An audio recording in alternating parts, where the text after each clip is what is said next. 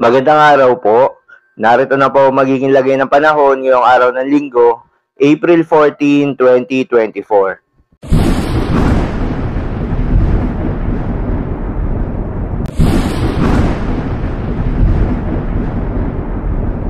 Sa kasalukuyan na tayo sa pag-asa, patuloy pa rin ang pag-ihip ng mainit na hangin mula sa karagatang Pasipiko o easterlies at nakakaapekto pa rin sa buong bansa.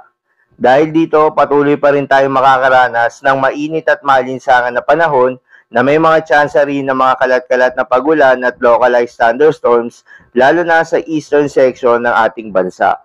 Magandang balita naman dahil ayon sa pag-asa ay wala namang binabantayan na low pressure area o anumang sama ng panahon na mabobuo at magiging bagyo na maaaring makaapekto sa ating bansa hanggang sa mga susunod na araw. Para naman sa lagay ng panahon ngayong araw ng Linggo dito sa Luzon, asahan sa Metro Manila at buong Luzon ang maganda at maliwalas na panahon, asahan rin ang mainit at malinsangan na panahon lalo na sa umaga hanggang sa tanghali. Dulot yan ng easterlies.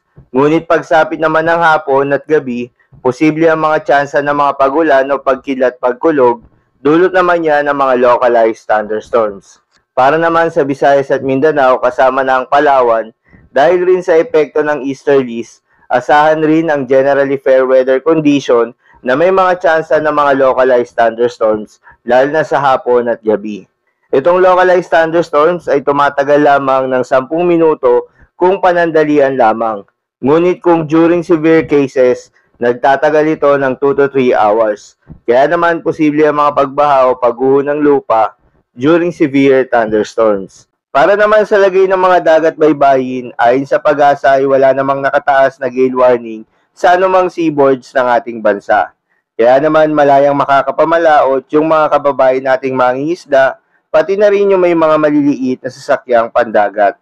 Iba yung pag-iingat pa rin sa mga kababayan nating maglalayag dahil kung meron tayong offshore thunderstorms activity, ito yung mga pag-ulan sa ating mga dagat baybayin. Asahan natin ang posibleng paglakas ng hangin at kaakibat nito ang posibleng pagtaas ng mga alon.